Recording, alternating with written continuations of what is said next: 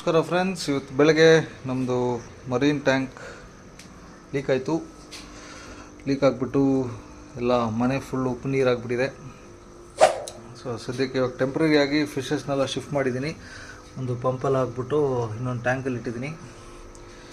ಇವಾಗ ಇವ್ರನ್ನ ಈ ಟ್ಯಾಂಕ್ನ ಫುಲ್ಲಾಗಿ ಎಂಟಿ ಮಾಡಬೇಕು, ಸ್ಯಾಂಡನ್ನು ಎತ್ತಬೇಕು, ಆಮೇಲೆ ಚೆಕ್ ಮಾಡಬೇಕು ಏನಕ್ಕೆ ಲೀಕ್ ಆಯಿತು ಅಂತ.